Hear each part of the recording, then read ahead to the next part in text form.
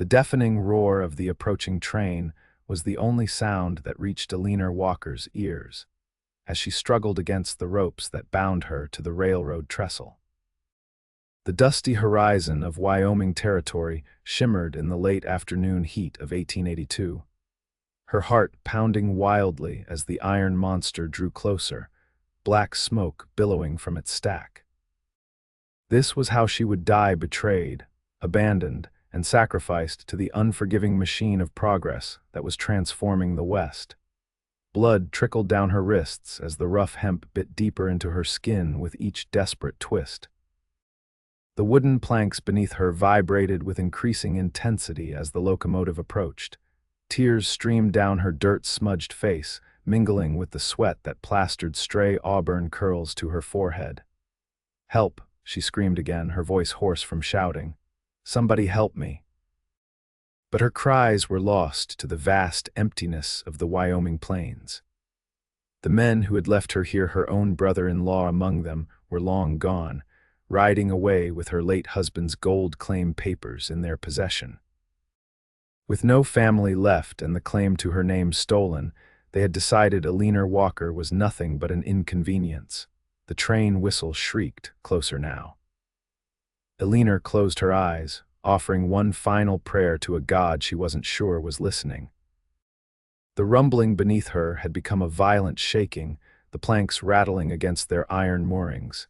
Then came another sound, pounding hoofbeats, separate from the rhythm of the approaching train. Eleanor's eyes flew open as a horse's whinny cut through the air. A rider was racing toward the trestle, bent low over his mount's neck, pushing the animal to its limits. The train was less than half a mile away now, a great iron beast bearing down on her with unstoppable force. The rider reached the edge of the trestle and dismounted in one fluid motion, boots hitting the wooden planks with a thud that Eleanor felt through the vibrating bridge. "Hold on." A deep voice called as the man ran toward her, the spurs on his boots jingling with each stride. He moved with the sure-footed grace of someone accustomed to danger, a tall figure silhouetted against the setting sun. The stranger dropped to his knees beside her, pulling a knife from his boot. With quick, precise movements, he cut through the ropes binding her to the tracks.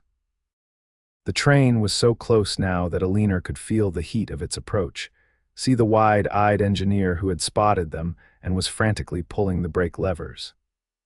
"Can't move," Eleanor gasped, her limbs numb from hours of restricted circulation.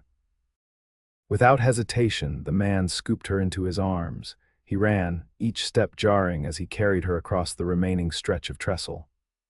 The train's brakes screamed, sparks flying from the wheels as it tried to slow, but physics was unforgiving. It would never stop in time. With a final burst of speed, the stranger leaped from the edge of the trestle. They tumbled down the embankment together, his body curled protectively around hers as they rolled through brush and over rocks. The ground shook as the train thundered past above them, so close that Eleanor felt the rush of displaced air. For several moments they lay still in the gully beneath the trestle, the man's arms still wrapped around her. Eleanor's ears rang with the echoes of the train and the pounding of her own heart. She was alive. Somehow, impossibly, she was alive. When she finally found the strength to lift her head, she found herself looking into the most striking blue eyes she had ever seen, set in a sun-weathered face beneath a battered cowboy hat. A thin scar ran along his jawline, disappearing into several days' worth of stubble. "You're safe now," he said, his voice gentler than she expected from such a rugged man. "Who," Eleanor began, then had to swallow to find her voice. "Who are you?" He helped her sit up, his hands steady and strong. "Name's Zachary Prescott, madam. Most folks just call me Zach." "Eleanor Walker," she replied automatically, wincing as feeling began to return to her limbs in painful waves. I don't know how to thank you." Zachary studied her face for a long moment, something unreadable flickering in his eyes. When he finally spoke, his words were soft but filled with a conviction that sent a strange shiver through Eleanor's battered body. "You don't need to thank me, Miss Walker," he said, helping her to her feet. "From this moment on, you're mine to love and protect. And I promise you this: whoever did this to you will pay dearly." Eleanor stared at him, speechless. In the fading light of day, with dust settling around them and her life miraculously intact, she couldn't decide if his words were a comfort or a new kind of danger altogether. Zachary's horse had remained where he'd left it, trained well enough not to bolt at the passing train. He whistled once, and the chestnut gelding trotted over, nudging its master's shoulder with obvious affection. "This is Buck," Zachary said, patting the horse's neck. "Best partner a man could ask for in these parts. He's the one who heard you screaming. Got better ears than I do." Eleanor tried to stand on her own, but her legs gave way. Zachary caught her before she could fall, his arms strong around her waist. "I've got you," he said. "Don't worry." "My legs," Eleanor explained, embarrassed by her weakness. "They were tied for hours." Zachary's expression darkened. "Who did this to you, Miss Walker?" Eleanor hesitated, unsure how much to reveal to this stranger. Yet something in his steady gaze made her want to trust him, despite the alarming intensity of his earlier declaration. "My brother-in-law, Frank Collins, and his friends," she finally said. "My husband died 6 months ago in a mining accident. He had a gold claim up in the mountains. It's not much, but it's promising. Frank always thought he deserved a share. And now he's decided he deserves all of it," Zachary finished for her. Eleanor nodded. "They took everything, the claim papers, what little money we had saved. Frank said since I had no family left, no one would miss me. Said it would look like an accident." Zachary's jaw tightened, but his voice remained calm. "How many men?" "4, Frank and 3 others from the mining company." He nodded once, processing this information. "First things first. We need to get you somewhere safe, tend to those cuts, and get some food in you." Before Eleanor could respond, he lifted her onto Buck's back, then mounted behind her. His chest was solid against her back, his arms encircling her as he took the reins. It had been months since Eleanor had been this close to a man, and never to one she'd just met. She should have been frightened or at least uncomfortable, but instead she found herself relaxing against him, exhaustion overtaking her. "My ranch is about an hour's ride from here," Zachary said. "You'll be safe there." "I can't impose," Eleanor began. "It's not an imposition," he interrupted gently. "Besides, you need rest before you decide what to do next." As Buck carried them away from the railroad trestle, Eleanor found herself studying the hands that held the reins. They were strong, capable hands, calloused from hard work, yet they held the leather straps with surprising gentleness. The same hands that had cut her free carried her to safety. "Why did you say that?" she asked suddenly, unable to contain her curiosity any longer. "About me being yours to love." Zachary was quiet for so long that Eleanor thought he might not answer. When he finally spoke, his voice had a thoughtful quality to it. "My mother used to say that some things in life are meant to be. That sometimes a man knows in an instant when he's found what he's been looking for, even if he didn't know he was searching." He paused. "I saw you there, fighting so hard to live, and something inside me just knew." "Knew what?" Eleanor whispered. "That I was meant to find you. That I'd spend the rest of my days making sure nothing bad ever happened to you again." His arms tightened slightly around her. "I know it sounds mad. We've just met. But out here in the West, life moves differently. Death comes quick, and so does knowing what matters." Eleanor didn't know how to respond. Part of her wanted to dismiss his words as the romantic notions of a lonesome cowboy, but another part, a part that had nearly died on those railroad tracks, recognized the truth in what he said. Life was indeed too short and too precious to waste on convention. "Tell me about your ranch," she said instead, changing the subject to safer ground. As Zachary described the modest spread he'd built over the past 5 years, the small herd of cattle, the 2-room cabin he'd constructed with his own hands, the stream that ran clear and cold year-round, Eleanor felt herself drifting, lulled by the rhythm of Buck's steady gait and the deep rumble of Zachary's voice against her back. The last thing she remembered before sleep claimed her was the feeling of his arm tightening protectively around her waist and his voice, low in her ear. "Rest now, Eleanor. I've got you." When Eleanor awoke, she was lying on a bed covered with a patchwork quilt, the scent of coffee and wood smoke in the air. For a moment, disorientation gripped her. Where was she? Then the memories flooded back: the railroad trestle, the approaching train, the cowboy who had saved her life. She sat up slowly, wincing at the stiffness in her muscles. Someone had removed her boots and covered her with the quilt, but otherwise left her fully clothed. Her wrists had been cleaned and bandaged with strips of clean cloth. The cabin was simple but neat. A stone fireplace dominated one wall, a cook stove the other. A table with 2 chairs sat in the center of the room. Through an open doorway, she could see another small room that appeared to be Zachary's bedroom. The man himself was nowhere to be seen, but the coffee pot bubbling on the stove suggested he wasn't far. Eleanor swung her legs over the edge of the bed, testing her strength. Her legs felt weak but functional. She stood carefully, using the wall for support. The front door opened and Zachary stepped inside, carrying an armful of firewood. He stopped when he saw her standing. "You should be resting," he said, concern evident in his voice.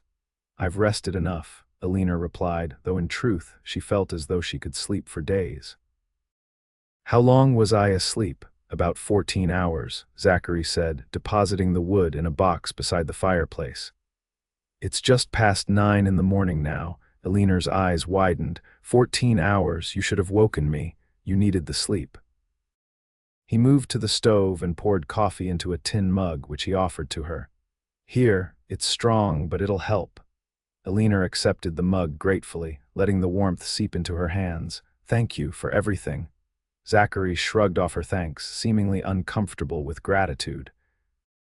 "Hungry? I can fry up some eggs and bacon."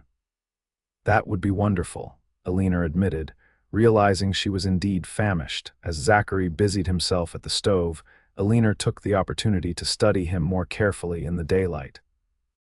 He was tall and lean, but with the solid build of a man who worked hard for a living. His hair was dark brown, almost black, with a slight wave to it. She guessed him to be in his early 30s, perhaps 5 or 6 years older than her own 26 years. "Your ranch is lovely," she said, moving to sit at the table. "How long have you been here?" 5 years, Zachary replied, cracking eggs into a cast iron skillet. "Came out from Missouri after the war. Worked as a ranch hand for a few years, saved every penny. When this piece of land came up for sale, I grabbed it." "You were in the war?" Eleanor asked, surprised. He would have been very young. A shadow crossed Zachary's face. "Joined up in 64, was barely 18, saw things no boy should see." He shook his head as if to dispel unwelcome memories. "But that's all in the past now." Eleanor understood his reluctance to discuss it. The war between the states had left scars on everyone, even those like her who had been children when it began. Her own father had never returned from Gettysburg. "What about you?" Zachary asked, changing the subject as he slid bacon into the pan alongside the eggs. "How did you end up in Wyoming territory?" "My husband, Thomas, brought me here 2 years ago," Eleanor explained. "He had dreams of striking it rich. We were from Indiana originally. I was a schoolteacher there." "A schoolteacher," Zachary repeated, looking at her with new interest.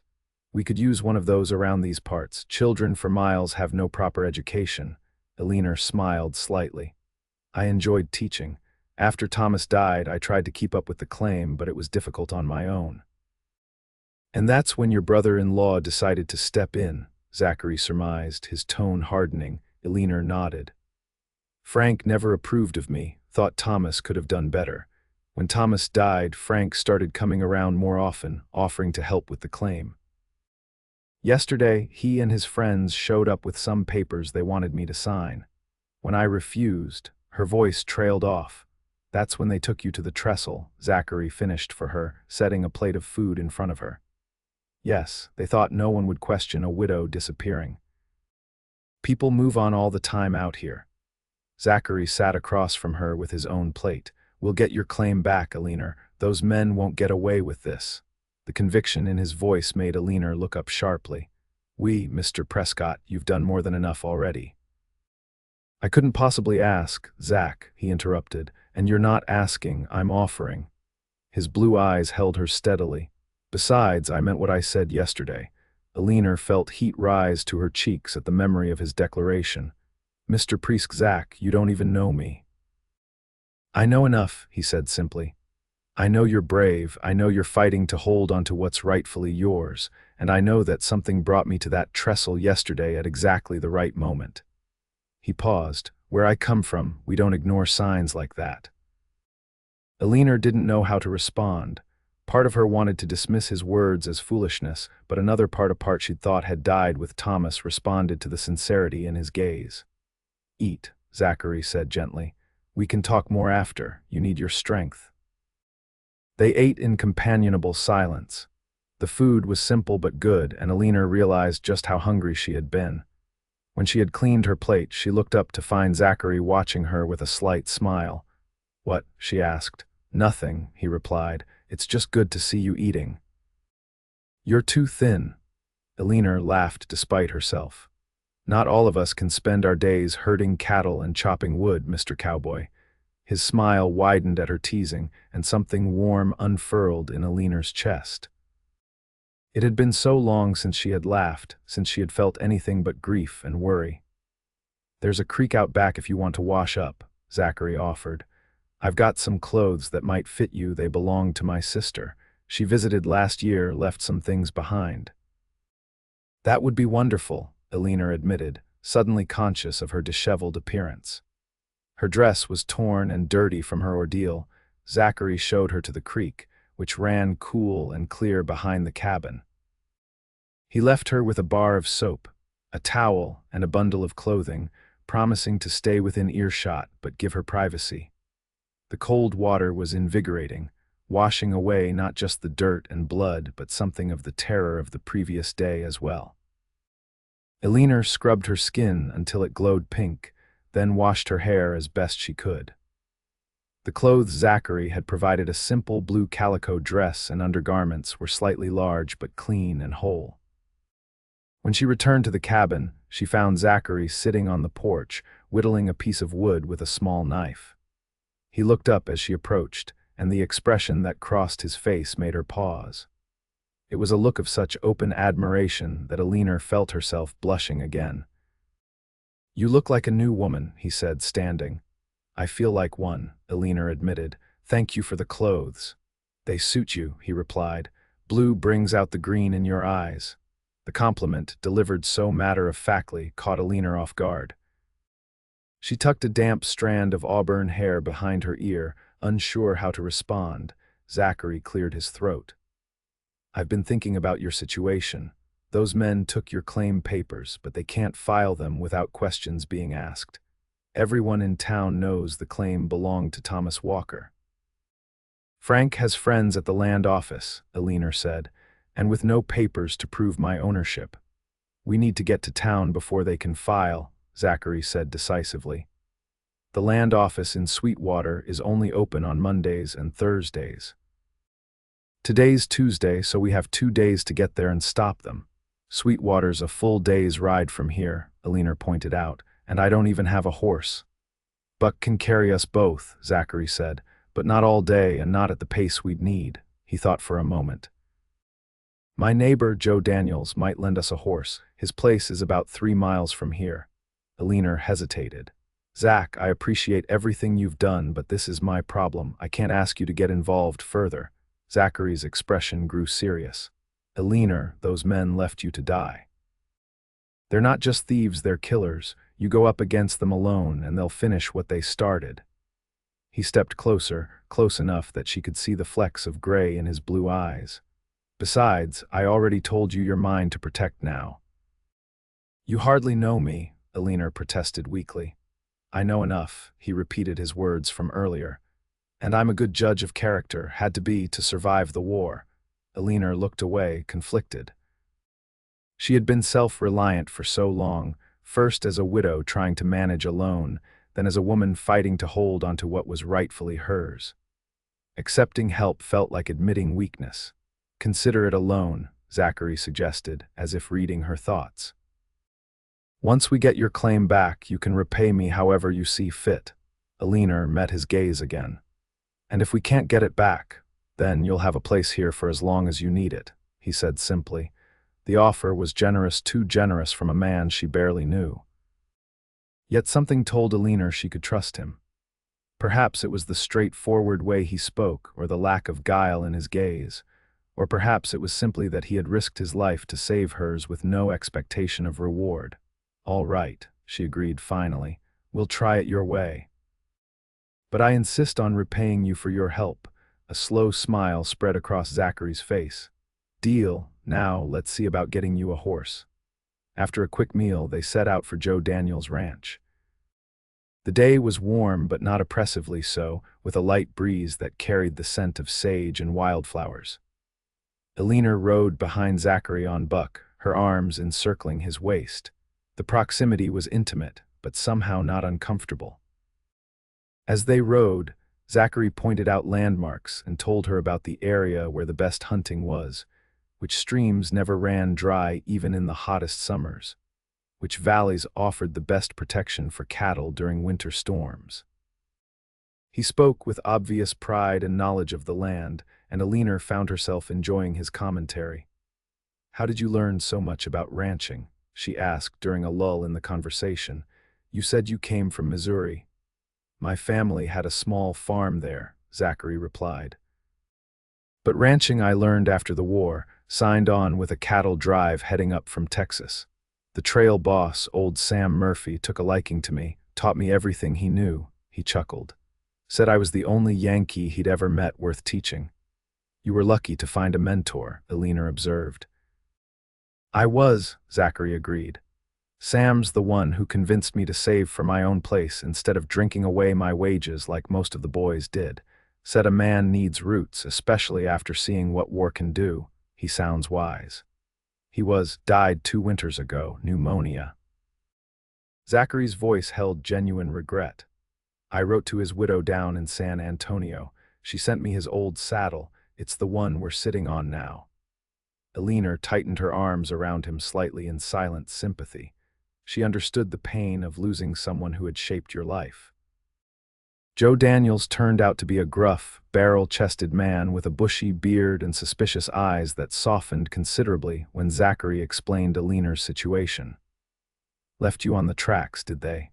Joe growled. "Bunch of yellow-bellied cowards. You can take my mare, Whisper. She's gentle, but has good endurance." "We'll bring her back in a few days," Zachary promised. Joe waved away his words. "Keep her as long as you need. Any man who'd do that to a woman deserves what's coming to him." With Whisper saddled and ready, they thanked Joe and continued their journey. Eleanor rode the gentle mare while Zachary led the way on Buck. They traveled at a steady pace, stopping occasionally to rest the horses and share the provisions. Zachary had packed jerky, biscuits, and dried apples. As the sun began to sink toward the horizon, Zachary led them off the trail into a small copse of cottonwood trees near a bubbling creek. "We'll camp here tonight," he said, dismounting. "It's sheltered, and there's water and grazing for the horses." Eleanor slid from Whisper's back, wincing slightly as her sore muscles protested. "Do you think we'll reach Sweetwater tomorrow? If we start at first light, yes," Zachary confirmed. "It's about 30 miles from here. We should arrive by late afternoon." They worked together to make camp, Zachary tending to the horses while Eleanor gathered wood for a small fire. As darkness fell, they sat beside the flames, eating the last of the biscuits and drinking coffee from tin cups. "Tell me about your husband," Zachary said suddenly. Eleanor glanced at him, surprised by the request. "Thomas," Zachary nodded, "if you don't mind talking about him." Eleanor considered the question. It had been months since anyone had asked her about Thomas. Most people avoided the subject of her late husband, uncomfortable with her grief. "He was a dreamer," she said finally. "Always looking for the next big opportunity. We met when I was teaching at the school near his family's farm. He used to bring his younger sisters to class and stay to listen sometimes." She smiled at the memory. "He said he liked hearing me talk about far-off places."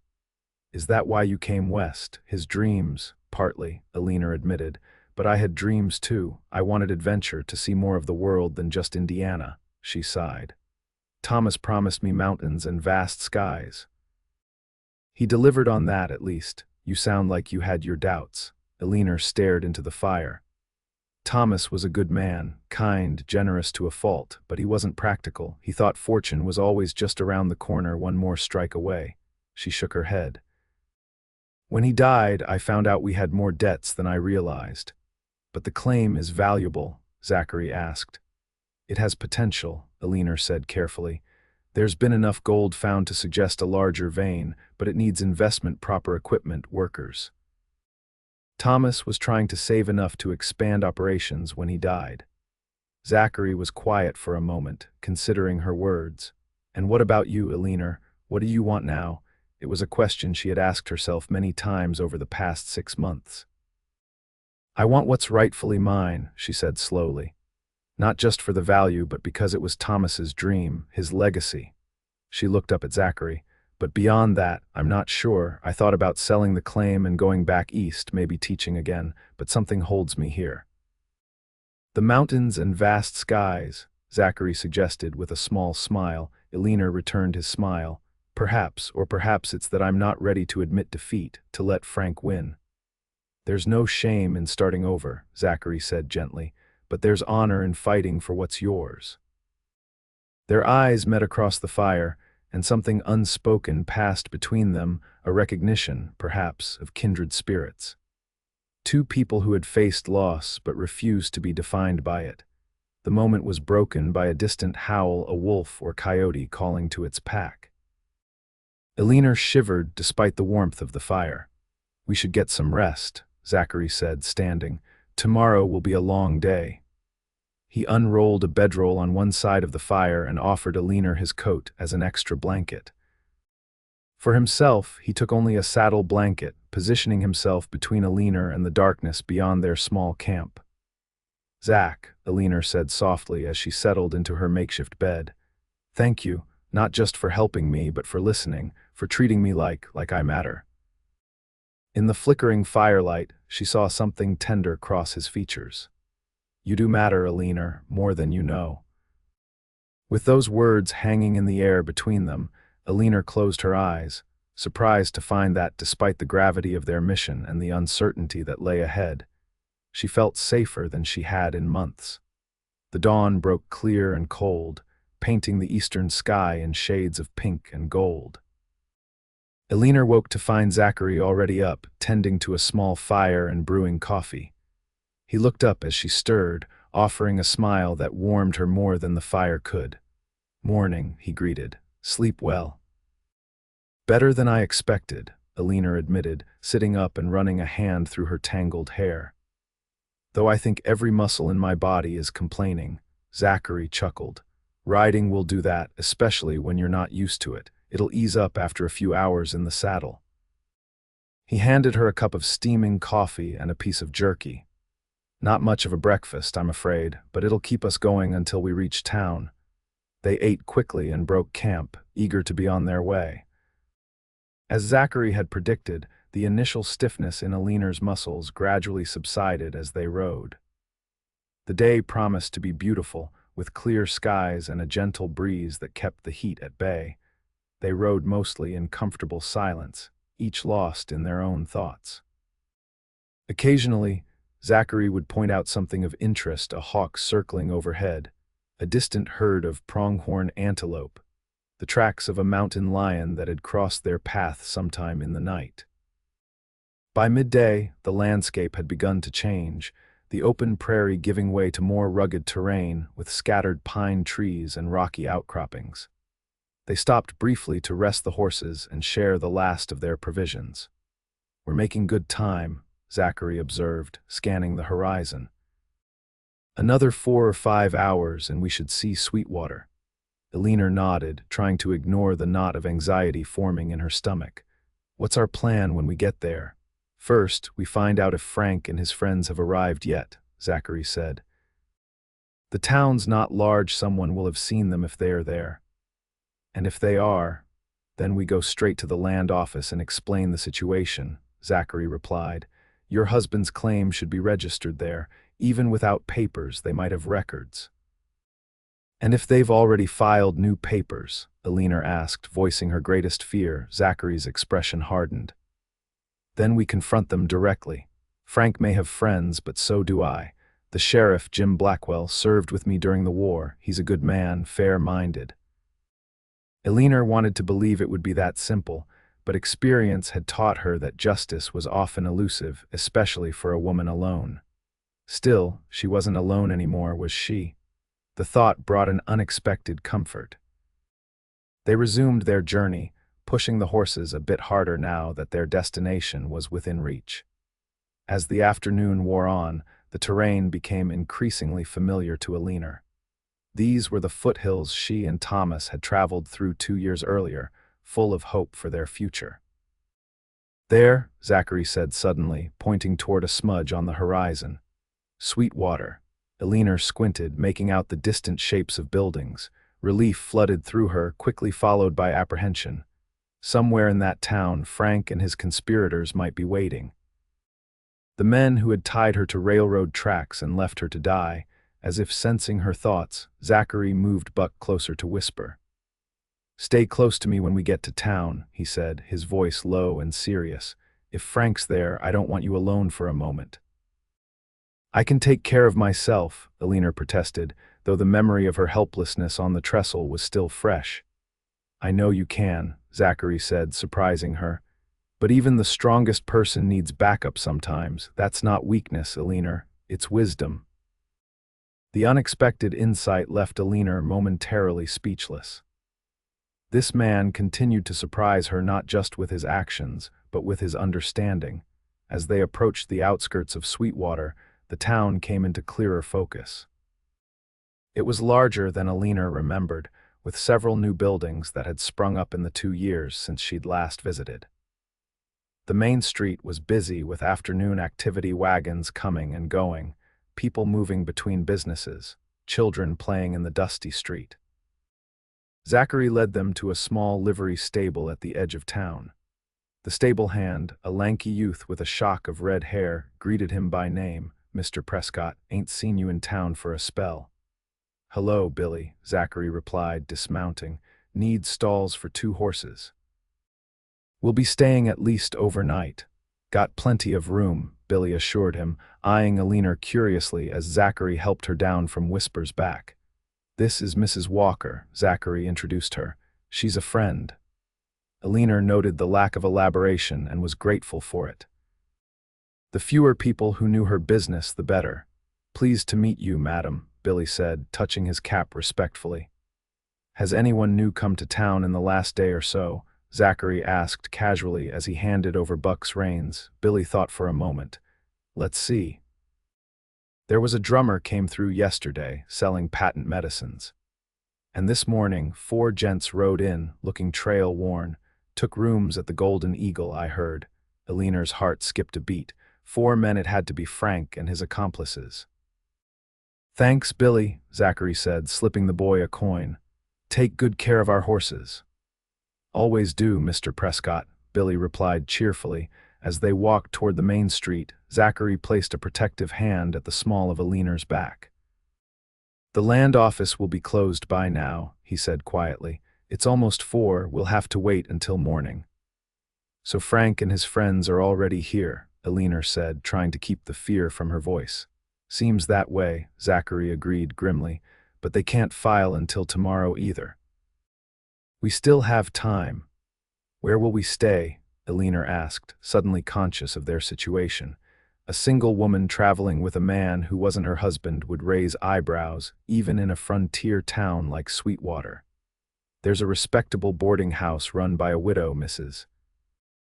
Cooper, Zachary replied. She'll give you a room. I'll take a room at the hotel across the street. And what if Frank sees me? Eleanor asked, her eyes scanning the street nervously. He won't, Zachary assured her. Mrs. Cooper's place is discreet, and you'll stay there while I scout the town. Once I know exactly where Frank and his friends are, we can plan our next move. The practicality of his approach calmed Eleanor somewhat. All right, she agreed, "But be careful, Zach. These men are dangerous." The concern in her voice brought a slight smile to his lips. "I survived 4 years of war, Eleanor. I can handle a few claim jumpers." Mrs. Cooper turned out to be a plump, gray-haired woman with sharp eyes and a no-nonsense manner. She looked Eleanor up and down with undisguised curiosity, but asked no questions when Zachary explained that Mrs. Walker needed a room for the night and possibly longer. "Got a nice room at the back," Mrs. Cooper said, leading them through a tidy parlor, quiet with its own entrance if you need it. The room was small but clean, with a narrow bed, a washstand, and a chair by the window. Mrs.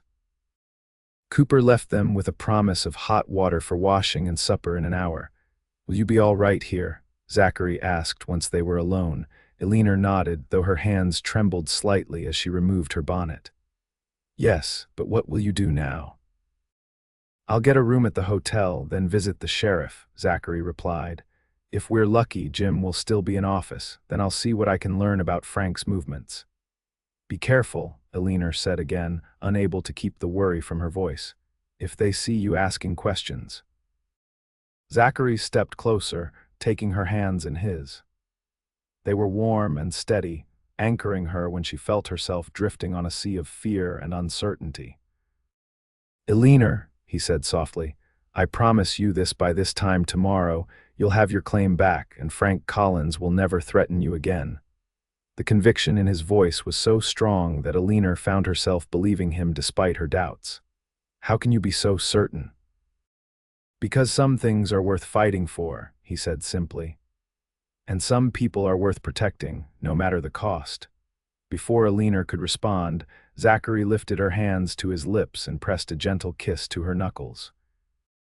It was a courtly gesture, old-fashioned perhaps, but it sent a flutter through Eleanor's heart that she hadn't felt in a very long time. "I'll come for you in the morning," Zachary promised.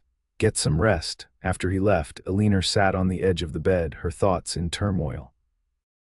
In the span of 2 days, her life had been upended completely, first by Frank's betrayal and attempt on her life, then by Zachary's rescue and unexpected declaration. Now she found herself in Sweetwater, preparing to confront the men who had tried to kill her, with a virtual stranger as her only ally. Yet Zachary Prescott didn't feel like a stranger anymore. There was something about him, a steadiness, a quiet strength that made her trust him implicitly.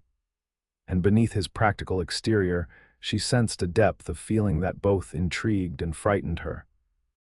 "You're mine to love and protect," he had said, and the words had lodged themselves in her heart like seeds waiting to sprout. But was she ready for such a possibility? Thomas had been gone only 6 months. The wound of his loss was still fresh, the future she had imagined with him still a phantom pain that ached in quiet moments. Yet life on the frontier taught harsh lessons about survival and second chances. Death came suddenly, and opportunities for happiness were rare and precious. Could she allow herself to consider a future with Zachary, a man she had known for barely 2 days?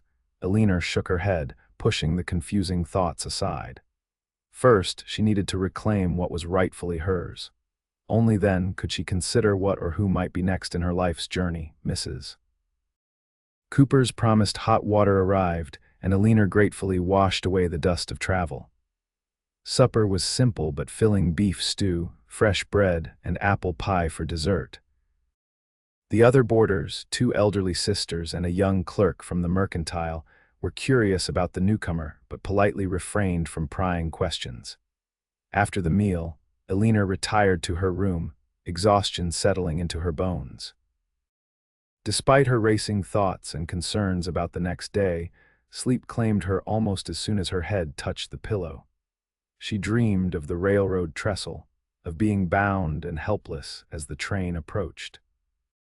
But in the dream, when Zachary appeared, he didn't just cut her free, he gathered her in his arms and sprouted wings, carrying her high above the danger into a sky as blue as his eyes. Eleanor woke with the first light of dawn, the dream still vivid in her mind. She dressed quickly in the blue calico dress, grateful for its simple practicality. Mrs. Cooper provided a hearty breakfast of eggs, bacon, and biscuits, which Eleanor ate despite her nervous stomach. She would need her strength today. As promised, Zachary arrived just after 8 o'clock. He looked refreshed and determined, his hat pulled low over his eyes. Mrs. Cooper showed him to the parlor where Eleanor waited. "Good morning," he greeted her, his eyes quickly assessing her. "You look rested." "I am," Eleanor replied. "Any news?" Zachary nodded, stepping closer and lowering his voice. Frank and his friends spent most of yesterday at the Golden Eagle Saloon. They're staying above the barber shop, not at the hotel as Billy thought. I spoke with Sheriff Blackwell. He remembers you and Thomas from when you first came to town. Hope sparked in Eleanor's chest. Does he believe our story? He's cautious, Zachary admitted. Without proof, it's your word against Frank's, but he's willing to come to the land office with us when it opens at 10. And Frank? One of his men was asking about the land office hours yesterday evening, Zachary confirmed. They'll be there this morning, I'm certain of it.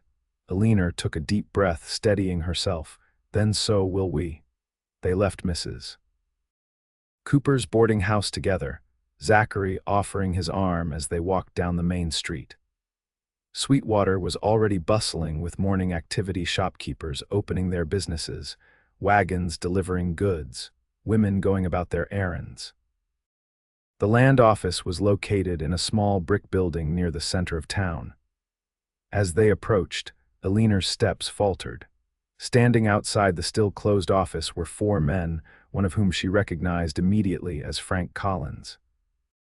The sight of him, the man who had coldly tied her to railroad tracks and left her to die, sent a surge of fear and anger through her body.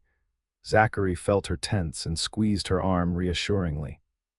"Stay calm," he murmured. "The sheriff will meet us there. Remember, they think you're dead." "Your appearance will take them completely by surprise." Eleanor nodded, drawing strength from his confidence. "I'm ready." As they drew closer, one of Frank's companions noticed them and nudged Frank, who turned to look. The color drained from his face as he recognized Eleanor, his eyes widening in shock and disbelief. "Eleanor," he gasped, taking an involuntary step backward. "It's not possible. You're dead." "I'm very much alive, Frank," Eleanor replied, her voice steadier than she felt. "No thanks to you and your friends." Frank's expression shifted rapidly from shock to calculation. "I don't know what you're talking about," he blustered. "We've been looking everywhere for you. You disappeared from the cabin 2 days ago." "Save your lies," Zachary cut in, his voice hard as steel. "We know what you did. Leaving a woman tied to a railroad trestle is the act of a coward, not a man." Frank's eyes narrowed as he took in Zachary's protective stance beside Eleanor. "Who the hell are you?" "The man who cut her free before your murder plan could succeed," Zachary replied evenly. "And the man who's going to make sure you pay for what you tried to do." One of Frank's companions, a burly man with a patchy beard, stepped forward menacingly. "There's 4 of us and 1 of you, mister. I suggest you mind your own business." "He is minding his business," came a new voice from behind them. Eleanor turned to see a tall man with a silver star pinned to his vest approaching. Sheriff Jim Blackwell had arrived, his hand resting casually on the revolver at his hip. "And now it's my business, too." Frank's confidence visibly faltered at the sight of the lawman. "Sheriff, this is a misunderstanding. My sister-in-law has been under considerable strain since my brother's death, strain enough to tie herself to railroad tracks," the sheriff interrupted dryly. "That's quite a feat, Mr. Collins." "She's lying," Frank protested. "We've been worried sick about her. That's why we came to town to organize a search party." "With my husband's claim papers in your possession," Eleanor challenged. "The same papers you tried to force me to sign over to you before you took me to that trestle." "I don't have any papers," Frank insisted, but his eyes shifted nervously. "Search them, Jim," Zachary suggested quietly. The sheriff nodded. "Empty your pockets, gentlemen, all of you." For a moment, it seemed as though Frank and his companions might refuse. The burly man's hand twitched toward his gun, but a warning look from the sheriff made him reconsider. Reluctantly, they began turning out their pockets. Frank produced a pocket watch, some coins, and a folded handkerchief. The others similarly produced only mundane items. "Nothing there," Frank said triumphantly, but the sheriff wasn't finished. "Your saddlebags, Mr. Collins. Where are they?" Frank's expression tightened. "At the barber shop with our other things." "Then let's all take a walk to the barber shop," Sheriff Blackwell suggested in a tone that made it clear it wasn't a request. Under the sheriff's watchful eye, the group made its way to the barber shop. The barber, a small Italian man named Giuseppe, looked alarmed at the arrival of so many people, especially the sheriff. "Something wrong, Sheriff?" he asked nervously. "Just need to check these gentlemen's belongings, Giuseppe," Blackwell assured him. "Won't take but a minute." Frank's saddlebags were brought down from the room upstairs. The sheriff emptied them onto a table, sorting through the contents methodically. At the bottom of one bag, he found a packet of papers tied with string. "These look like claim papers to me," he observed, untying the string. Eleanor stepped forward eagerly. "Those are Thomas's papers. I recognize his handwriting on the envelope." The sheriff examined the documents, his expression growing increasingly grim. "These are indeed registered to Thomas Walker," he confirmed. "And there's another document here, a transfer of ownership with Mrs. Walker's signature on it." He looked at Eleanor. "Did you sign this?" Eleanor shook her head emphatically. "Absolutely not. Frank tried to force me to sign something similar before they took me to the trestle, but I refused." "It's a forgery then," the sheriff concluded. Frank's face had gone from pale to red with anger. "You can't prove any of this," he shouted. "It's her word against ours." "Actually," Zachary interjected calmly, "there's a telegrapher about half a mile from where we found Eleanor. Fellow named Davis. He saw 4 men riding away from the trestle shortly before I arrived. Said he thought it was strange, them being in such a hurry. I spoke with him yesterday before we left for town." Eleanor looked at Zachary in surprise. He hadn't mentioned this additional witness. Frank seemed to deflate slightly, glancing at his companions with uncertainty. "That's enough for me to hold you while we investigate further," Sheriff Blackwell announced. "Attempted murder is a serious charge, Mr. Collins." The burly man who had threatened Zachary earlier suddenly made a desperate move, shoving the sheriff and making a break for the door. Zachary reacted instantly, sticking out his foot to trip the fleeing man, then pinning him to the floor with a knee in his back. Within moments, the situation devolved into chaos. Another of Frank's companions lunged at Zachary, while Frank himself grabbed for the sheriff's gun. Eleanor, acting on instinct, seized a heavy glass bottle from the barber's counter and brought it down on Frank's head with all her strength. The bottle didn't break, but Frank staggered, releasing his grip on the sheriff's weapon. The sheriff quickly regained control, drawing his gun and ordering everyone to freeze. The barber, Giuseppe, emerged from behind his chair with a straight razor in hand, clearly ready to defend his shop if necessary. "That's enough," the sheriff bellowed. "The next man who moves gets a bullet." The fight went out of Frank and his companions at the sight of the sheriff's revolver. Within minutes, all 4 men were in handcuffs, being marched toward the jailhouse. "You'll pay for this, Eleanor," Frank spat over his shoulder. "You think you can run that claim by yourself? You'll be begging for help within a month." Eleanor didn't respond, knowing that nothing she said would penetrate Frank's anger and resentment. Instead, she turned to Zachary, who was straightening his coat. "Are you all right?" she asked, noticing a cut on his cheek where one of the men had struck him.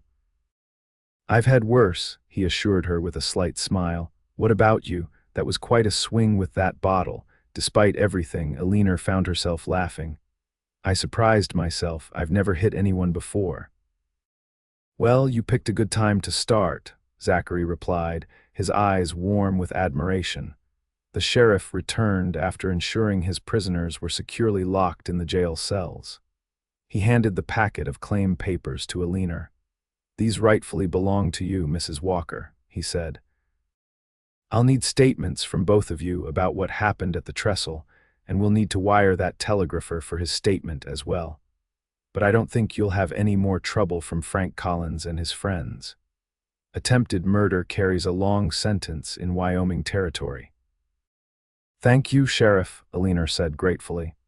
I can't tell you what these papers mean to me. It's your husband's legacy, the sheriff said kindly. You deserve to have it. Now, if you'll excuse me, I need to send a deputy out to interview that telegrapher. After the sheriff left, Eleanor and Zachary stood alone in the street, the morning sun warm on their faces. Eleanor clutched the precious papers to her chest, feeling as though a great weight had been lifted from her shoulders. We did it, she said, almost unable to believe it. I have the claim back. You have your future back, Zachary corrected gently. The question is, what will you do with it now? It was the same question he had asked her by the campfire, but somehow it held new meaning now. Eleanor looked at Zachary, really looked at him. At the man who had saved her life, who had ridden 2 days to help her reclaim what was rightfully hers, who had fought for her without hesitation. I don't know yet, she admitted. But I do know I wouldn't be here to make any choices if not for you, Zach. He shook his head. You're stronger than you realize, Eleanor. You would have found a way. Perhaps, she conceded, but I'm glad I didn't have to find out. She hesitated, then added softly, and I'm glad it was you who found me on that trestle. Something in her tone made Zachary's eyes darken with emotion. I meant what I said, when I first found you. Eleanor felt her heart quicken. That I was yours to love and protect. Yes, his voice was steady, his gaze unwavering. I know it was forward of me, we just met, but sometimes a man knows his mind right away, and his heart. Eleanor asked, surprised by her own boldness, especially his heart. Zachary replied. Though I understand if you need time, your husband, Thomas, would want me to be happy, Eleanor interrupted gently, and safe. He was a good man who loved me, but he's gone now. And in these past 2 days, I felt more alive than I have in months. Zachary stepped closer, close enough that Eleanor could see the flecks of gray in his blue eyes. Eleanor Walker, I'm not a wealthy man. I have a small ranch, a decent herd, and plans for the future. But everything I have, everything I am, I'm offering to you now. The sincerity in his voice brought tears to Eleanor's eyes. Zach, we've known each other for such a short time. Time enough for me to know that I want to spend the rest of my days with you, he said simply. Time enough for me to know that when I saw you on that trestle, it wasn't just chance that brought me there. It was fate. Eleanor thought of her dream of Zachary carrying her away from danger into a blue sky full of possibility. Perhaps it hadn't been just a dream, but a vision of what could be. I don't expect an answer now, Zachary continued when she remained silent. You have your claim back. You could sell it, use the money to go back east if that's what you want, or you could stay, try to work it yourself. All I'm asking is that you consider another option. Which is? Eleanor prompted, though she already knew the answer. Come back to the ranch with me, Zachary said. Not as a guest this time, but as the woman of the house. My wife, if you'll have me. We could build something together, Eleanor, something good and lasting. The offer was unexpected, yet somehow not surprising. In the short time she had known him, Zachary Prescott had shown himself to be a man who knew his mind and spoke it plainly. A man of action rather than empty words. This is very sudden, Eleanor said, needing time to process his proposal. Life is sudden, Zachary replied with a small smile. Especially out here, but I understand if you need time to think about it. Eleanor studied his face, the strong line of his jaw, the tiny scar near his temple, the earnest blue eyes that had looked at her with such care from the moment he had cut her free from those railroad tracks. There was a steadiness to him that drew her, a quiet strength that made her feel safe in a way she hadn't felt in a very long time. Perhaps we could compromise, she suggested after a moment's thought. I'll come back to the ranch with you, not as your wife not yet, but as your neighbor. I could use the money from selling the claim to buy a small piece of land nearby. That way we could get to know each other better, see if what we both feel is real and lasting. Zachary considered her proposition, his expression thoughtful. That seems reasonable, he agreed finally. Though I warn you, Eleanor Walker, I'm a patient man, but not endlessly so. I know what I want, and that's you by my side. The directness of his declaration sent a warmth spreading through Eleanor's chest. Then you'll have to court me properly, Mr. Prescott, she said, a smile tugging at her lips. Prove to me that those words you spoke on the trestle weren't just the heat of the moment. Challenge accepted, Zachary replied, his own smile breaking through. Starting now. Before Eleanor could ask what he meant, Zachary leaned down and pressed his lips to hers in a gentle, questioning kiss. It was brief but full of promise, and when he pulled away, Eleanor found herself breathless. That's not exactly what I meant by proper courting, she managed to say, though she couldn't keep the pleased flush from her cheeks. Just a preview, Zachary replied with a grin. I can be very traditional when the occasion calls for it. As they walked together toward Mrs. Cooper's boarding house, Eleanor felt a lightness in her step that had been absent for months. The future, which had seemed so bleak just days ago, now stretched before her full of possibility. She had her claim back, her life back, and perhaps, just perhaps, a chance at a new kind of happiness, with a man who had appeared in her darkest hour like some guardian angel in dusty boots and a cowboy hat. You're mine to love and protect, he had said. And though Eleanor wasn't ready to fully embrace those words yet, she found herself hoping that one day soon she would be. 3 months later, Eleanor stood on the porch of her small cabin, watching as Zachary drove his wagon up the winding path that connected their properties. The late afternoon sun gilded the landscape in shades of gold and amber, turning the modest buildings of her new homestead into something almost magical. She had sold Thomas's claim for a tidy sum, enough to purchase 20 acres adjacent to Zachary's ranch and build a simple but comfortable cabin. The land included a natural spring and several acres suitable for farming, not a fortune by any means, but a solid foundation for a new beginning. Frank Collins and his accomplices had been sentenced to 15 years in the territorial prison for attempted murder and fraud. Eleanor had testified at their trial, standing tall and unafraid as she recounted the terrifying experience on the railroad trestle. Zachary had been by her side throughout the proceedings, his steady presence a source of strength. Now, as promised, he was courting her properly, bringing her wildflowers gathered from the prairie, reading to her from books of poetry on Sunday afternoons, teaching her to ride and shoot with patient instruction. They took meals together most days, alternating between her cabin and his ranch house, learning each other's habits and preferences. And with each passing week, Eleanor found herself falling deeper in love with the quiet cowboy who had saved her life that day on the trestle. His thoughtfulness, his integrity, his gentle humor all combined to form a man unlike any she had known before. Evening, Eleanor, Zachary called as he brought the wagon to a halt. I brought those seedlings you wanted for your garden. Eleanor smiled, walking down the steps to meet him. You remembered. I wasn't sure you were listening when I mentioned wanting tomatoes. I always listen to you, Zachary replied, jumping down from the wagon. He wore a clean shirt and had trimmed his beard, small gestures that told Eleanor he had taken care with his appearance before coming to see her. I also brought something else, he added, reaching into the wagon bed and producing a small package wrapped in brown paper. What's this? Eleanor asked, accepting the parcel curiously.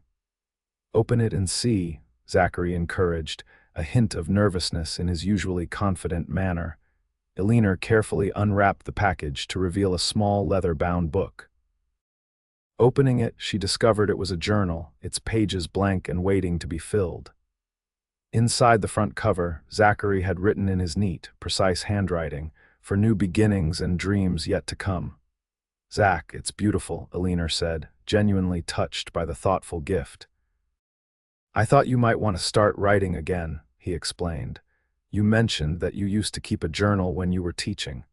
The fact that he had remembered such a small detail from one of their many conversations warmed Eleanor's heart. Thank you. This means a lot to me. Zachary's smile was tender as he gazed at her. There's something else I wanted to ask you, he said, his voice growing serious. Something I've been thinking about for a while now. Eleanor's pulse quickened at his tone. Yes, would you join me for a picnic on Sunday? There's a spot up in the hills I'd like to show you. It has the best view of the valley I've ever seen. Though it wasn't the question Eleanor had half expected, she found herself pleased by the invitation. I'd love to. Shall I bring something? Just yourself, Zachary replied. I'll take care of the rest. They spent the next hour planting the tomato seedlings in Eleanor's newly established garden, working side by side in comfortable companionship. As the sun began to set, Zachary reluctantly prepared to leave. I should get back before dark, he said, though he made no immediate move toward his wagon. Thank you for the seedlings, Eleanor said, and the journal. Zachary took a step closer, his eyes searching hers. May I kiss you good night, Eleanor? Though they had shared several kisses over the past months, he still asked permission each time, a courtesy that Eleanor found endearing. She nodded, tilting her face up to his. The kiss was gentle at first, then deepened as Eleanor wound her arms around his neck. When they finally parted, both were breathing a little faster than before. Sunday can't come soon enough, Zachary murmured, pressing his forehead against hers. Eleanor smiled, a warmth spreading through her that had nothing to do with the fading sunlight. I'll be counting the hours. After Zachary left, Eleanor sat on her porch with the new journal in her lap, watching as the first stars appeared in the darkening sky. She opened the book, and after a moment's thought began to write. 3 months ago, I was bound to a railroad trestle, certain that my life was about to end. Instead, it was about to begin anew. A stranger appeared as if from nowhere, cutting me free and carrying me to safety. You're mine to love and protect, he said, words that seemed presumptuous at the time. Now, I find myself hoping they were prophetic instead. Sunday dawned clear and warm, a perfect day for a picnic in the hills. Eleanor dressed with care, choosing a light blue dress that Zachary had once commented brought out the color of her eyes. She pinned her auburn hair up loosely, allowing a few curls to frame her face, and added a touch of rose water to her wrists. Zachary arrived promptly at 10 o'clock, his wagon loaded with a picnic basket and blankets. He had groomed Buck to a glossy shine and wore his good shirt and vest, his dark hair neatly combed beneath his hat. You look beautiful, he said simply when Eleanor emerged from her cabin. Thank you, she replied, pleased by the genuine admiration in his gaze. You look quite handsome yourself. The ride to the hills took nearly an hour, during which they talked easily about everything and nothing the progress of Eleanor's garden, Zachary's plans to expand his herd, the letter Eleanor had received from her former teaching colleague in Indiana. It was the comfortable conversation of two people who had grown to know each other well. The spot Zachary had chosen for their picnic was even more beautiful than he had described. A grassy clearing atop a gentle hill, shaded by a solitary oak tree with a breathtaking view of the valley below. From this vantage point, they could see both their properties, Zachary's larger ranch with its grazing cattle, and Eleanor's smaller homestead with its newly planted fields and garden. It's magnificent, Eleanor said, turning in a slow circle to take in the panoramic view. How did you find this place? I used to ride up here sometimes after I first bought the ranch, Zachary explained as he spread a blanket beneath the oak tree. When the work was overwhelming or I needed to clear my head, the view always gave me perspective. They shared a leisurely meal of cold chicken, fresh bread, cheese, and apple tarts that Zachary admitted he had purchased from Mrs. Cooper in town. A bottle of wine, a rare luxury in these parts, completed the feast. As they ate, Zachary seemed slightly distracted, his usual calm demeanor tinged with an underlying nervousness that intrigued Eleanor. Several times he appeared on the verge of saying something, only to change the subject. After they had finished eating and were sitting side by side, enjoying the view and the gentle breeze, Eleanor finally decided to address his unusual behavior. Is something troubling you, Zach? She asked gently. You seem preoccupied today. Zachary turned to face her, his expression suddenly serious. Not troubled, he corrected, just uncertain, which isn't a feeling I'm accustomed to. Uncertain about what? Eleanor prompted when he fell silent again. Zachary took a deep breath as if gathering his courage. Eleanor, these past 3 months have been the happiest of my life. Getting to know you, spending time with you, it's been like watching a flower bloom after a long winter. The poetry of his words surprised and touched her. I've been happy too, Zach. Happier than I thought possible after everything that happened. When I found you on that trestle, Zachary continued, taking her hands in his, I spoke from the heart without thinking. I said you were mine to love and protect. It was presumptuous, as you rightly pointed out later. Perhaps, Eleanor conceded with a small smile, but also rather romantic in retrospect. Zachary's eyes crinkled at the corners as he returned her smile. I'm not always good with words, Eleanor. I'm a simple man with simple ways, but my feelings for you are anything but simple. He paused, his thumbs tracing gentle circles on the backs of her hands. I love you. I think I've loved you from the moment I saw you fighting so hard to live, refusing to give up even when all seemed lost. Eleanor's heart swelled at his declaration, though it wasn't entirely unexpected. Zachary had shown his love in 100 small ways over the past months through actions rather than words. These months of courting you have been wonderful, he went on, but they've also been a kind of sweet torture. Living so close to you, yet saying goodnight and returning to my empty house. Wondering if you could ever feel for me what I feel for you. Oh, Zach, Eleanor said softly, I think you know I do. Hope flared in his eyes. Then perhaps you won't think I'm rushing things when I ask. He released her hands and reached into his pocket, withdrawing a small velvet box.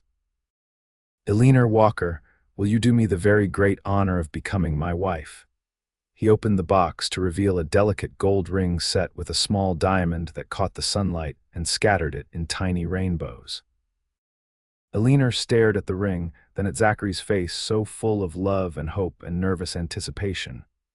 In that moment, all her remaining doubts melted away. This was right. This was meant to be. Yes, she said, her voice clear and certain. Yes, Zachary Prescott, I will marry you. The joy that transformed his features was a wonder to behold. He slipped the ring onto her finger with hands that trembled slightly, then gathered her into his arms, holding her as if she were the most precious thing in the world. I promise to spend every day making you happy, he whispered against her hair, to love and protect you, just as I said that first day. Eleanor leaned back in his embrace, meeting his gaze with a smile. And I promise to love you in return, to build a life with you, to be your partner in all things. Their kiss sealed these promises, sweet and tender at first, then deepening with the passion of two people who had found in each other something rare and precious, a second chance at happiness. A love born in the most unlikely of circumstances. When they finally broke apart, Zachary rested his forehead against hers, his eyes closed as if savoring the moment. When? He asked simply. Eleanor considered the question. Soon, she decided. There's no reason to wait, is there? Perhaps a month, just long enough to prepare properly. A month, Zachary agreed, opening his eyes to gaze at her. And then you'll be Mrs. Prescott. Eleanor smiled at the sound of her future name. What about my homestead? I've only just begun to establish it. It will always be yours, Zachary assured her. We could rent it out, perhaps to a young family looking for a start. Or keep it as is, it's close enough that we could easily manage both properties together. The thoughtfulness of his response, his immediate understanding that she wouldn't want to simply abandon the independence she had worked to establish, only confirmed for Eleanor that she had made the right decision. Together, she repeated, liking the sound of the word. That's what matters most, isn't it? That whatever we do it together.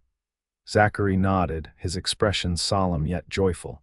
Together through whatever life brings, good or bad, easy or difficult. As they sat beneath the oak tree, planning their future with the valley spread out below them like a promise waiting to be fulfilled, Eleanor thought back to that terrible moment on the railroad trestle. How close she had come to losing everything. How miraculous it was that instead, she had found someone she hadn't even known she was looking for. You're mine to love and protect, Zachary had said, and now, 3 months later, Eleanor was ready to respond in kind. "And you are mine," she whispered, leaning in to kiss him once more. The wedding took place exactly 1 month later, on a perfect autumn day when the aspen trees were turning gold, and the air held the first hint of the winter to come. It was a simple ceremony held at Zachary's ranch, now their ranch, with only a handful of guests in attendance. Sheriff Blackwell and his wife, Mrs. Cooper from the boarding house, a few neighboring ranchers and their families, and the young minister from Sweetwater's small church. Eleanor wore a cream-colored dress that Mrs. Cooper had helped her make, with tiny pearl buttons down the back and lace at the collar and cuffs. Her auburn hair was adorned with a crown of wildflowers gathered that morning, and she carried a bouquet of the same. Zachary, standing beneath an arch of autumn branches as he waited for his bride, looked more handsome than Eleanor had ever seen him in his new black suit and crisp white shirt. As she walked toward him on the arm of Sheriff Blackwell, who had volunteered to give her away, Eleanor felt a profound sense of rightness settle over her. This was where she belonged with this good, steady man who had saved her life in more ways than one. The vows they exchanged were traditional but heartfelt, each word spoken with clear conviction. When the minister pronounced them husband and wife, Zachary's kiss was tender yet possessive, a sealed promise of all that was to come. The celebration afterward was joyful but modest, a feast spread on long tables in the yard, music provided by a fiddler from town, dancing that continued until the sun began to set behind the mountains. As twilight deepened into evening, the guests gradually departed, leaving the newlyweds alone at last. Zachary led Eleanor into the ranch house, their home now, where he had made subtle changes in preparation for her arrival. New curtains hung at the windows, a larger bed with a colorful quilt occupied the bedroom, and bookshelves had been added to accommodate Eleanor's small but cherished collection. "Do you like it?" Zachary asked, a hint of uncertainty in his voice as he watched Eleanor explore the space. "It's perfect," she assured him, turning to wrap her arms around his neck. "It feels like home already." His answering smile was everything she could have wished for, part relief, part joy, part desire. "That's because you're here," he said simply. "You make it home, Eleanor." Later, as they lay together in the darkness of their bedroom, the intimacy they shared was both a culmination and a beginning, the first of many nights they would spend in each other's arms, learning each other's bodies as thoroughly as they had learned each other's hearts and minds.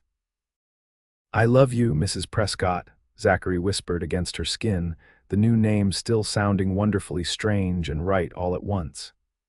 "And I love you, Mr. Prescott," Eleanor replied, her fingers tracing the contours of his face in the darkness.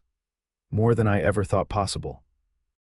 As she drifted towards sleep in the protective circle of her husband's arms, Eleanor reflected on the journey that had brought her to this moment.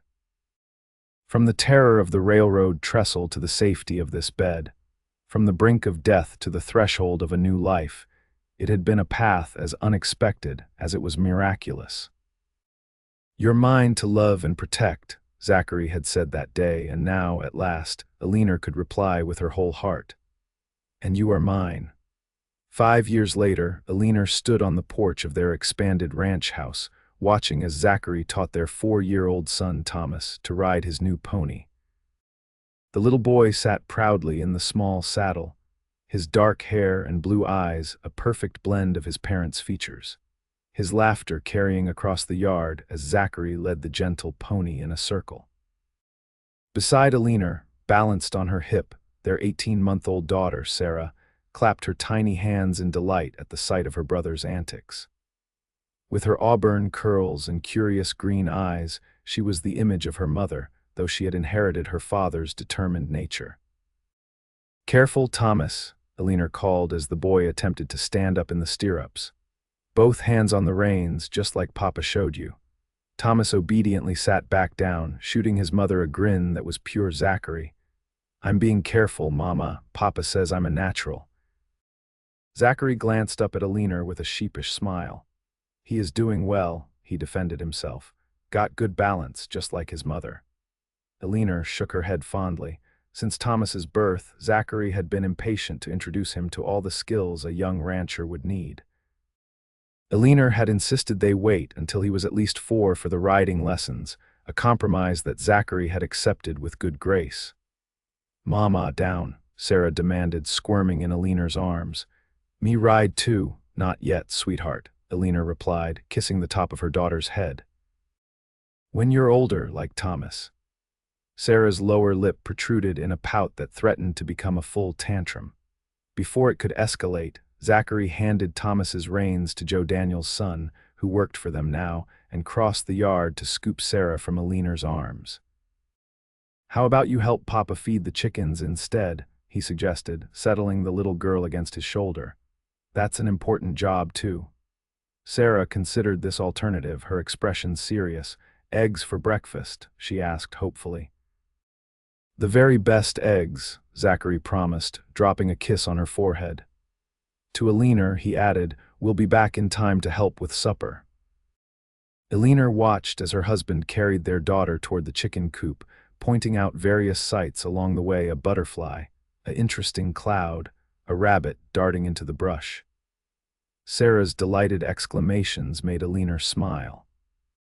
Zachary was a wonderful father, patient and loving, firm when needed but never harsh. Turning back to the house, Eleanor reflected on how much their lives had changed in 5 years.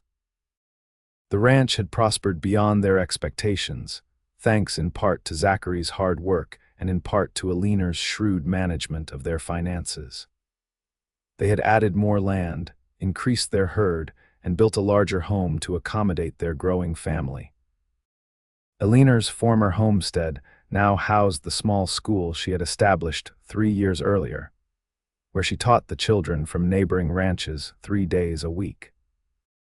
It wasn't the same as her teaching position back in Indiana, but in many ways, it was more rewarding watching these frontier children, including her own son, develop a love of learning despite the challenges of their isolated environment. Inside the house, Eleanor moved to the kitchen to begin preparing the evening meal. As she worked, her thoughts drifted back, as they sometimes did, to that pivotal day on the railroad trestle. She could still recall the terror of those moments, the certainty that she was about to die, and then the miraculous appearance of the man who would become her husband. "You're mine to love and protect," he had said, and in the years since, he had proven those words true 1,000 times over. Not through grand gestures or heroic deeds, but through the steady devotion of everyday life, the way he held her when nightmares of the trestle occasionally disturbed her sleep. The respect he showed for her opinions and ideas, the partnership they had built that was stronger than either of them could be alone. And she had kept her promise, too, loving him through good times and difficult ones, standing beside him when drought threatened their herd 2 years ago, nursing him back to health when a fall from a horse left him bedridden for weeks last winter. Together, they had created not just a successful ranch but a true home, a place of love and laughter and security for themselves and their children. The sound of the door opening interrupted Eleanor's reflections. Zachary entered with Sarah on his shoulders, the little girl clutching a handful of feathers she had collected from the chicken coop. "Look, Mama," she crowed triumphantly. "Pretty feathers, beautiful," Eleanor agreed, wiping her hands on her apron to accept the somewhat bedraggled offering. "Shall we put them in a jar on the window sill?" Sarah nodded enthusiastically as Zachary lifted her down from his perch. The little girl immediately ran to find a suitable jar for her treasures, her earlier demands to ride the pony forgotten for now. Zachary stepped closer to Eleanor, slipping an arm around her waist and pressing a kiss to her temple. "Something smells good," he observed, peering at the stew simmering on the stove. "Venison stew," Eleanor confirmed, "from the deer you got last week." Zachary murmured appreciatively, but his attention seemed more focused on Eleanor than the food. "Have I told you today how much I love you, Mrs. Prescott?" Eleanor smiled, turning in his embrace to face him. "Not since breakfast," she replied, a teasing light in her eyes. A terrible oversight, Zachary said solemnly, though his eyes danced with the same playful spark. Allow me to remedy that immediately. He lowered his head to kiss her properly, a kiss that still held all the tenderness and passion of their earliest days together. Eleanor responded in kind, her arms winding around his neck as she pressed herself closer to him.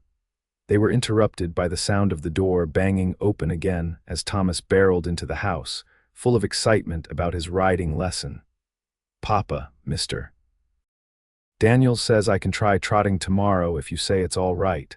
Zachary reluctantly released Eleanor, turning to his son with a grin. "We'll see, buddy. One step at a time, remember." As Thomas launched into a detailed recounting of his equestrian achievements, Sarah returned with a mason jar for her feathers, demanding Eleanor's immediate assistance in arranging them just right. The peaceful moment between husband and wife gave way to the happy chaos of family life. Later that night, with the children asleep in their beds and the house quiet once more, Eleanor and Zachary sat together on the porch swing, watching the stars emerge in the vast Wyoming sky.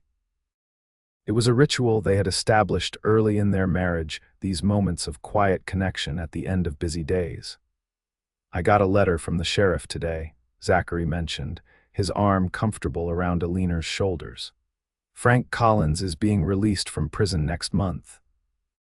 Eleanor tensed slightly at the news. Though 5 years had passed since her brother-in-law had tried to kill her, the mention of his name still had the power to disturb her peace. "The full 15 years isn't up," she observed, her voice carefully neutral.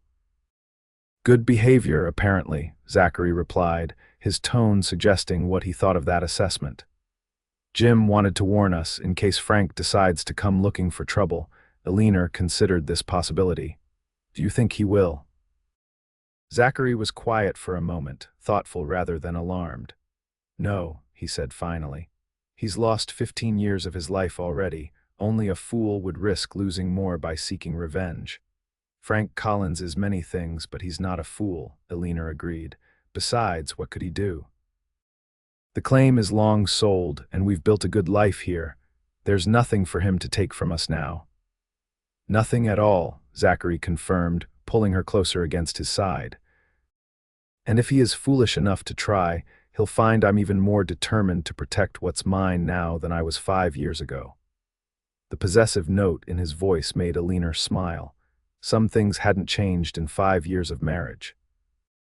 Zachary's protective instincts were as strong as ever, though he had learned to balance them with respect for Eleanor's independence. "Our life together is too precious to risk on old grudges," Eleanor said softly. "If Frank has any sense, he'll start fresh somewhere far from here." They fell into comfortable silence, the rhythmic creaking of the porch swing a soothing counterpoint to the chorus of night insects and the occasional distant howl of a coyote. The moon rose slowly over the eastern hills, bathing the ranch in silver light. "Do you ever regret it?" Zachary asked suddenly, his voice low in the darkness. "Regret what?" Eleanor asked, though she suspected she knew what he meant.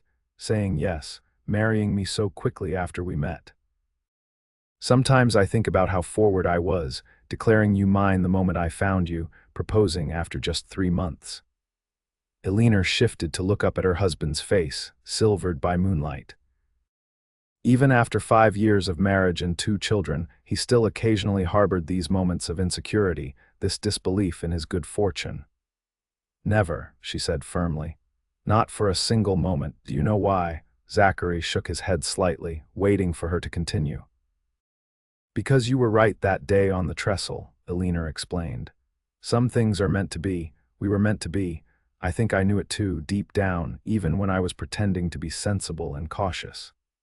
A slow smile spread across Zachary's face, chasing away the shadows of doubt. "We've built a good life, haven't we?" he said, his tone half statement, half question. "The best life," Eleanor confirmed, resting her head against his shoulder once more.